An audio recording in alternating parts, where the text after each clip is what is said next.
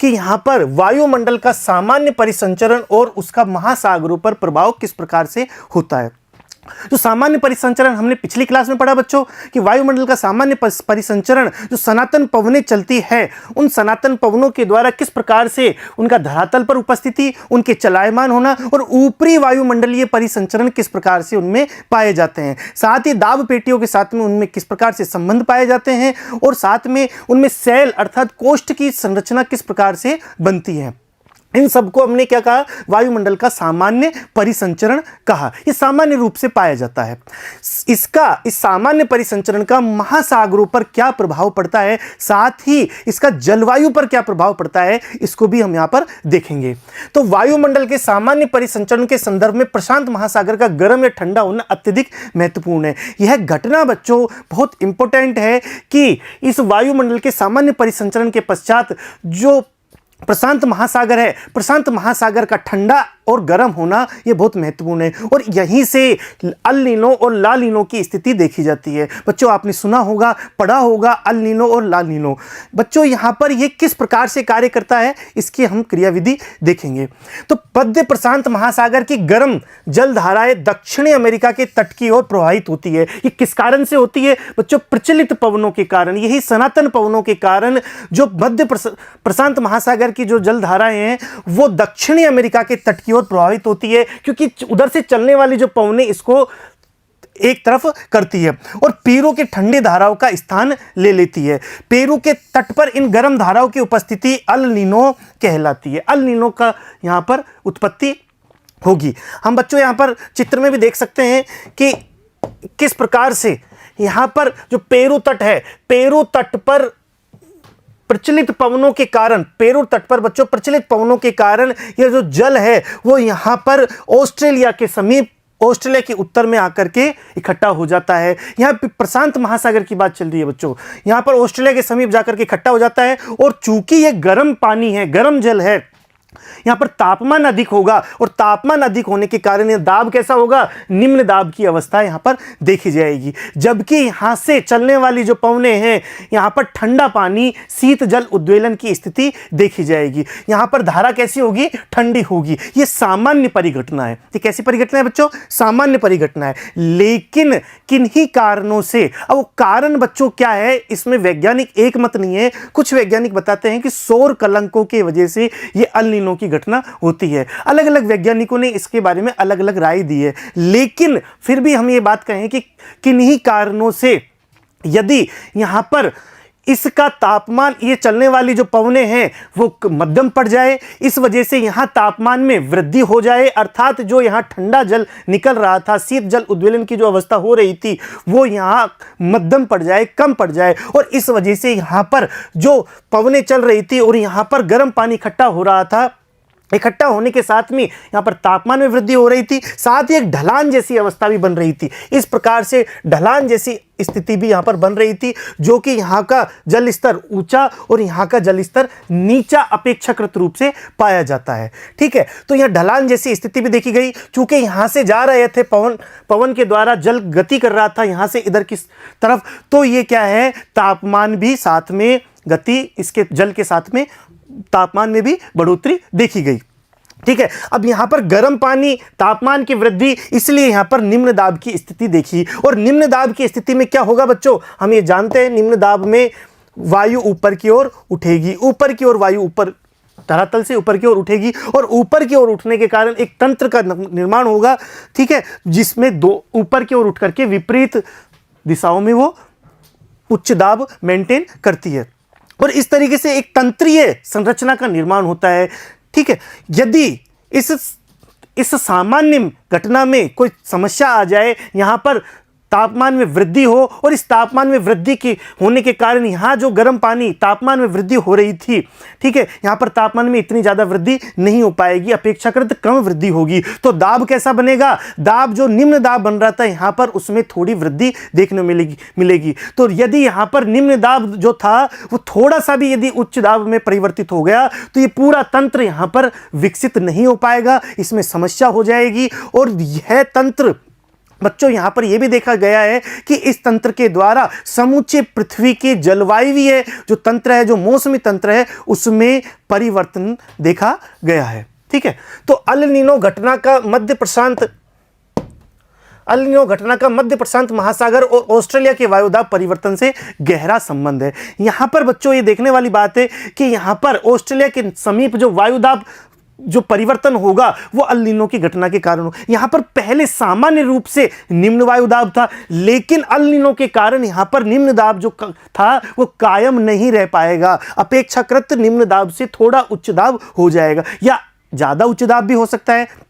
ठीक है, और उस परिस्थिति में यहां पर क्या होगा, ये जो तंत्र बना हुआ था पहले, यह व्यवस्थित नहीं हो पाएगा। तो प्रशांत महासागर पर वायु दाब में यह परिवर्तन दक्षिणी दोलन कहलाता है और इसे क्या कहते हैं, दक्षिणी दोलन, साउदर्न ओसिलेशन बोलते हैं बच्चों। इन दोनों घटना, दक्षिणी दोलन और बदलाव व अल नीनो की संयुक्त घटना को ENSO के नाम से जाना जाता है। अल नीनो साउदर्न ओसिलेशन के नाम से जाना जाता है ENSO के। और जिन वर्षों में ENSO शक्तिशाली होता है, विश्व में वृहद मौसम संबंधी भिन्नताएं देखी जाती है। दक्षिण अमेरिका के पश्चिमी शुष्क तट पर भारी वर्षा होती है, जो कि शुष्क है। कैसा है, शुष्क है, और शुष्क होने के बावजूद भी वहां पर भारी वर्षा होती है। किस कारण से, इस अल नीनो के प्रभाव के कारण से। ऑस्ट्रेलिया और कभी कभी भारत अकालग्रस्त होते हैं तथा चीन में बाढ़ आ जाती है। भारत में आने वाला जो मानसून है बच्चों, उसको प्रभावित करता है, क्योंकि यह जो उच्च दाब और निम्न दाब की स्थिति है, मानसून जो भारत में आता है उन पवनों को प्रभावित करता है। जहां सामान्य परिस्थिति में बच्चों यहां से उठने वाली जो पवनें हैं, ऊपर की ओर उठती है, वो आके जाकर के भारतीय मानसून को आगे बढ़ाने वाले कारकों में जिम्मेदार होती है सामान्य रूप से। लेकिन अल नीनो की घटना के कारण यह वहां पर आगे नहीं बढ़ा पाएगी, जिससे कि भारत में वर्षा प्रभावित होगी। साथ ही बच्चों ऑस्ट्रेलिया में वर्षा प्रभावित होगी, उत्तरी अमेरिका में हमने अभी देखा, अर्थात पूरे विश्व में यहां पर मौसमी तंत्र में समस्या देखी जाती है। ठीक है, इन घटनाओं के ध्यानपूर्वक आकलन से संसार के अन्य भागों की मौसम संबंधी भविष्यवाणी के रूप में इनका प्रयोग किया जाता है। बच्चों जो अल नीनो की जो घटना है, ये किन कारणों से होती है, इनके आगे क्या प्रभाव देखे जाते हैं, इन सारी चीजों का हम वैज्ञानिक इस पर कार्य कर रहे हैं, समूचे रूप से इस पर काम चल रहा है। अभी तक पूरी जानकारी हमें प्राप्त नहीं हो पाई है, लेकिन फिर भी जितनी जानकारी प्राप्त हुई है बच्चों, ये मौसमी तंत्र को परिवर्तन करने की संबंधी घटना मानी जाती है। ठीक है बच्चों, इसके बाद हम देखते हैं कि पवनों को उनके प्रभाव क्षेत्र व अवधि के आधार पर 3 वर्गों में रखा जा सकता है। हम पवने को 3 प्रकार से देख सकते हैं, स्थायी पवने, सामयिक पवने और स्थानीय पवने। जो कि स्थायी जो पवने हैं, जिसे हमने सनातन पवने भी कहा, समय के अनुसार चलने वाली पवने, सामयिक पवने, और लोकल स्थानीय क्षेत्र में यदि कोई पवने चल रही है स्थानीय कारकों के प्रभाव से, तो स्थानीय पवने कहेंगे। तीनों प्रकार की पवनों का हम यहाँ पर अध्ययन करेंगे बच्चों। पहला है स्थायी पवने, जो हमने अभी पढ़े बच्चों, वायुदाब पेटियों के द्वारा जो संचालित होती है, पूरी पृथ्वी पर जो संचालित होती है, उन्हें क्या कहा, स्थायी पवने, सनातन पवने हमने कहा। जो पवने वर्ष भर एक निश्चित दिशा तथा निश्चित क्रम में चलते हैं, उन्हें स्थायी पवने कहते हैं। तो वहीं इन्हें प्रचलित पवने, ग्रहीय पवने, सनातनी पवने आदि नाम से भी जाना जाता है, जो कि स्थायी रूप से पूरी पृथ्वी पर चलायमान होती है। यह पवने वायुदाब की पेटियों से संबंधित है तथा इनमें प्रमुख है व्यापारिक, पछुआ तथा ध्रुवीय, जैसे कि हमने इसके बारे में पढ़ा। तो ये जो सनातन पवने हैं बच्चों, पूरी पृथ्वी पर वायुदाब की पेटियों के अनुसार पाई जाती है, और हम जानते हैं कि दाब प्रवणता बल के कारण उच्च दाब से निम्न दाब की ओर ये पवने गति करती है। और यहाँ पर हमने 3 प्रकार की पवने देखी, व्यापारिक पवन, ठीक है, उसके पश्चात पछुआ पवन और ध्रुवीय पवन। ये कैसी है, स्थायी पवन है, पूरी पृथ्वी पर चलती है, इसलिए इसे पार्थिव पवने भी कहते हैं।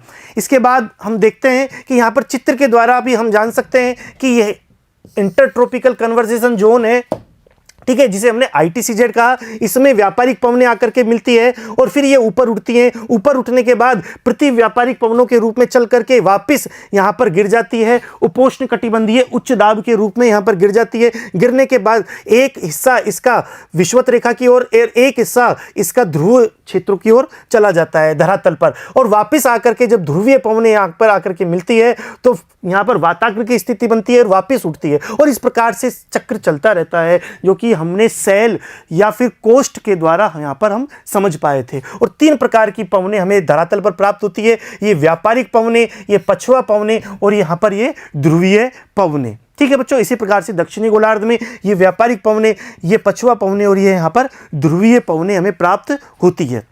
ये कैसी है? स्थायी है, पार्थिव है, सनातनी है, चलने वाली है, हमेशा एक निश्चित क्रम में निश्चित दिशा में चलती रहती है। दूसरी है बच्चों यहाँ पर सामयिक पवनें, समय के अनुसार। इनकी विशेषता क्या है? समय के अनुसार यहाँ पर या मौसम के अनुसार यह है अपनी दिशा बदल देती है।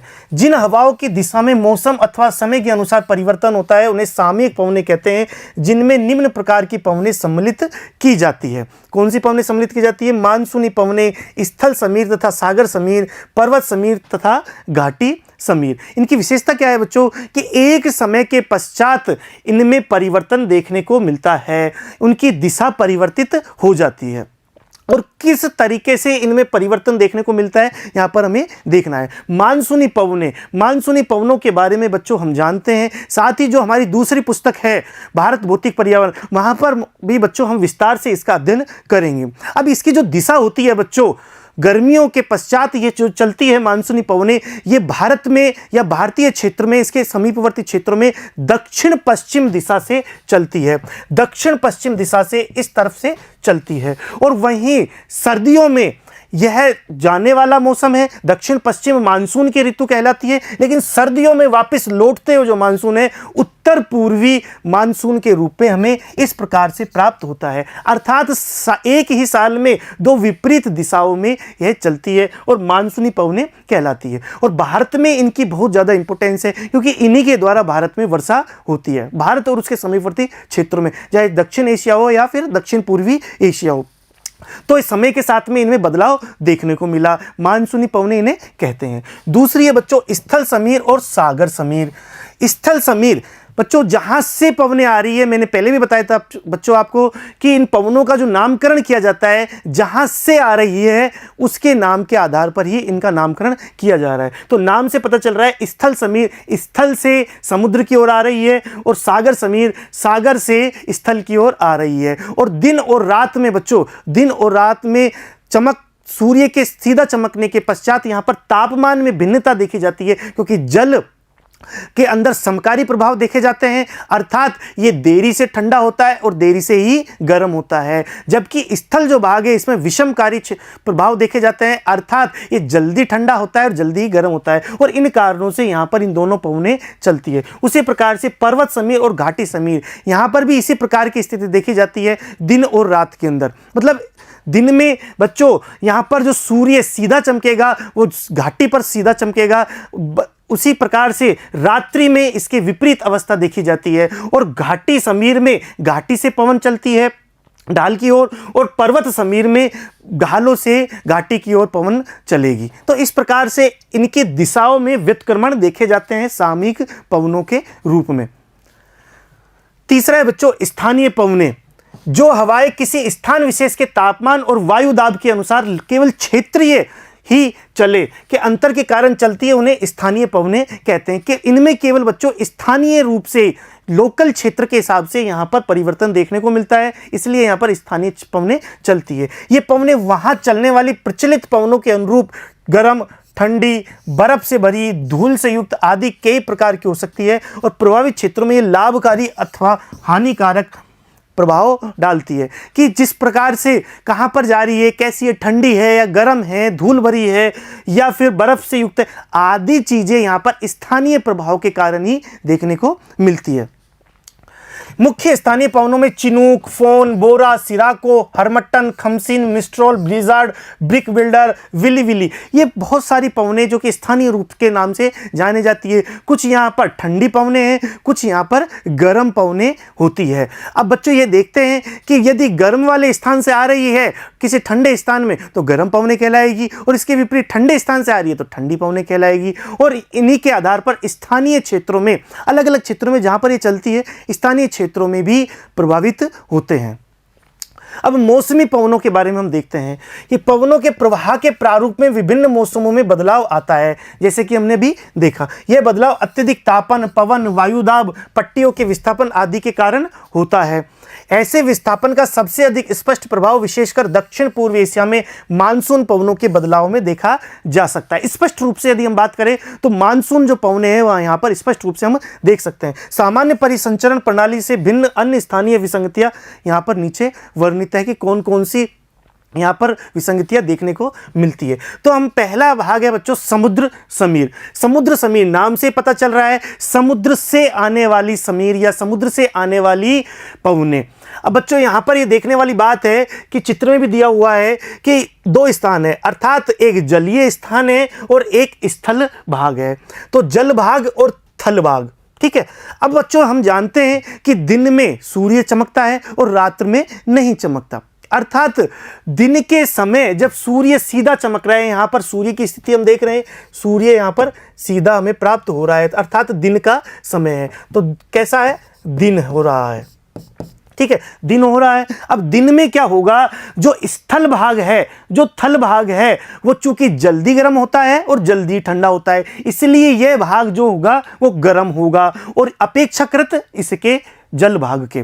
तो यहां पर होगा क्या, जो जल भाग है वो ठंडा होगा और स्थल भाग है वो गर्म होगा अपेक्षाकृत। तो दोनों में क्या होगा, ताप में अंतर होगा और ताप में अंतर होने के कारण बच्चों दाब में भी अंतर होगा। चूंकि यहां तापमान कम है, ठंडा है, अपेक्षाकृत तापमान कम है, तो दाब कैसा होगा, प्रेशर होगा उच्च, और टेम्परेचर कैसा है, निम्न है। तो टेम्परेचर निम्न है तो प्रेशर उच्च होगा, अर्थात दाब उच्च होगा, ठीक है बच्चों। और यहां पर टेम्परेचर उच्च है तो प्रेशर निम्न होगा। और हम ये जानते हैं बच्चों कि दाब प्रवणता बल के अंतर्गत उच्च दाब से निम्न दाब की ओर पवनें चलती है, ये हम सब जानते हैं। तो यहां पर दाब कहां पर ज्यादा है, यहां जलीय भाग में ज्यादा है और यहां पर दाब कम है, और इसी वजह से यहां पर पवने किस तरफ से चलेगी, समुद्र से स्थल भाग की ओर चलेगी, और इसका क्या नाम दिया, समुद्र समीर हमने नाम दिया, ठीक है बच्चों। तो यहां पर इस प्रकार से समुद्र से स्थल भाग की ओर समीर चलेगी और इस तरीके से यहां पर कार्य होगा। ये कब की बात है बच्चों, दिन की बात है। इसके विपरीत अवस्था कब होगी, रात्रि में होगी। तो रात्रि में क्या होगा कि यह भाग होगा वो गर्म होगा, क्योंकि यह भाग जो स्थल भाग है वो जल्दी ठंडा हो जाता है। तो ये स्थल भाग जल्दी ठंडा होने के कारण और यहां पर अपेक्षाकृत तापमान अधिक होने के कारण जो पवनों की जो दिशा है वो इसके उल्टी दिशा में चलने लगेगी, जिससे क्या कहा हमने, स्थल समीर कहा, ठीक है बच्चों। तो इस तरीके से समुद्र समीर और स्थल समीर दिन और रात की अवस्थाओं में देखने को मिलता है। दिन के दौरान स्थल भाग समुद्र की अपेक्षा अधिक गर्म हो जाता है, अतः स्थल पर हवाएं ऊपर उठती है और निम्न दाब क्षेत्र बनता है, जबकि समुद्र अपेक्षाकृत ठंडे रहते हैं, अपेक्षाकृत रूप से ठंडे रहते हैं और उन पर उच्च वायुदाब बना रहता है। इससे समुद्र से स्थल की ओर दाब प्रवणता उत्पन्न होती है और पवनें समुद्र से स्थल की तरफ समुद्र समीर के रूप में प्रवाहित होती है। तो इस तरीके से समुद्र समीर की स्थिति हमने यहां पर देखी। स्थल समीर में क्या होगा बच्चों कि रात्रि में इसके एकदम विपरीत प्रक्रिया होती है। स्थल समुद्र की अपेक्षा जल्दी ठंडा हो जाता है, जैसे स्थल जल्दी गर्म होता है बच्चों, वैसे ही स्थल जल्दी ठंडा हो जाता है और दाब प्रवणता स्थल से समुद्र की तरफ होने पर स्थल समीर प्रवाहित होती है। इस तरीके से स्थल समीर यहां पर प्रवाहित होगी बच्चों, ठीक है। इस प्रकार से क्यों होगी, क्योंकि रात्रि के समय ये जल्दी ठंडा हो जाता है स्थल भाग और ये देरी से ठंडा होता है। इस वजह से यहां पर हाई प्रेशर बनेगा, उच्च दाब बनेगा और यहां पर लो प्रेशर या निम्न दाब की स्थिति होगी। और दाब प्रवणता नियम के अनुसार हम जानते हैं बच्चों कि उच्च दाब से निम्न दाब की ओर पवनें गति करेगी, ठीक है। अब अगला है घाटी समीर। घाटी समीर भी इसी तरीके से बच्चों कि दिन के दौरान पर्वतीय प्रदेशों में ढाल गर्म हो जाते हैं। जब दिन का समय होता है, यह कैसा है, दिन का समय है बच्चों। अब दिन के समय में, ये दिन का समय है, ठीक है। अब दिन के समय में जो ढाल होती है, जो पर्वतों की ढाल होती है, वो सीधे चमकने के कारण वो ज्यादा गर्म हो जाती है अपेक्षाकृत घाटी के, ठीक है बच्चों। अपेक्षाकृत घाटी के ढाल ज्यादा गर्म हो जाती है और जब ज्यादा गर्म होगी तो तापमान ज्यादा होगा तो दाब कैसा होगा, न्यून होगा। और दाब न्यून होगा तो घाटी से ढाल की ओर पवने चलेगी। इसे क्या कहा, घाटी समीर कहा। ठीक है, इसी प्रकार से यहां घाटी से पर्वतों की ओर पवने चलेगी। और जहां से चलती है, नामकरण उसी के हिसाब से करते हैं, तो जहां से चली, कहां से चली, घाटी से चली, इसलिए इसे क्या कहा, घाटी समीर कहा। ठीक है बच्चों, वायु ढाल के साथ साथ ऊपर उड़ती है और इस स्थान को भरने के लिए वायु घाटी से बहती है और इन पवनों को घाटी समीर कहते हैं। दोनों दिशाओं में, अर्थात जहां पर्वत की स्थिति है उधर की ओर पवने चलेगी। और उधर की ओर पवने चलने के कारण यहां पर क्या कहा, घाटी समीर कहा। और इस घाटी समीर में चूंकि दाब को बरकरार रखने के लिए इसका साइकिल इस तरीके से चलता है। ठीक है, उसी प्रकार से पर्वत समीर है बच्चों, रात्रि के समय पर्वतीय ढाल ठंडे हो जाते हैं और सघन वायु घाटी में उतरती है। जिस तरीके से घाटी समीर चली थी उसी तरीके से पर्वत समीर चलेगी। रात्रि के समय इसका उल्टा हो जाएगा। यहां पर चूंकि दिन में ज्यादा तापमान मिल रहा था, इसलिए रात्रि में यहां पर जल्दी से यहां पर ठंडी हो जाएगी। और जल्दी से यह ठंडी हो जाने के कारण, क्योंकि यहां पर यह है ढाल है, और इस वजह से यहां दाब कैसा होगा, उच्च होगा। और यहां पर दाब कैसा होगा, निम्न होगा। और निम्न दाब होने के कारण उच्च दाब से निम्न दाब की ओर पवन गति करेगी। और इस तरीके से यहां इसकी क्षेत्र इस तरीके से होगा, जिसे पर्वतीय पवने कहते हैं। उच्च पठारों हिम क्षेत्रों में घाटी में बहने वाली ठंडी वायु को अवरोही या कैटाबेटिक पवने कहते हैं। इस तरीके से यहां पर इनका क्षेत्र बन जाता है। यही कारण है कि बच्चों कि यहाँ प्योर घाटी पर यहाँ मानव बसावट नहीं देखने को मिलती, क्योंकि रात्रि के समय ज्यादा मात्रा में ठंडी पवनें यहाँ पर प्राप्त होती है। इसलिए उस प्योर घाटी से थोड़ा सा ऊंचाई पर मानव निवास करते हैं। ठीक है, या फिर खेती वगैरह, जो कृषि वगैरह कार्य किए जाते हैं, प्योर घाटी में ना नीचे, बिल्कुल नीचे ना करके उसे थोड़ी ऊंचाई पर करते हैं, जिससे कि रात्रि के समय ये चलने वाली जो भयंकर ठंडी जो पवनें हैं वो ना चले, अर्थात उसका प्रभाव ना हो, और वो सीधे आकर के नीचे घाटी में आ जाती है। ऊपर रहने वाले जो क्षेत्र हैं वहां पर उसको कम प्रभावित करती है। इस तरीके से बच्चों आज की क्लास में हमने अल नीनो के बारे में देखा और इसके पश्चात विभिन्न प्रकार की पवनों का अध्ययन किया। इस अगली क्लास में हम वायु राशि और वाताग्र के बारे में अध्ययन करेंगे। धन्यवाद बच्चों।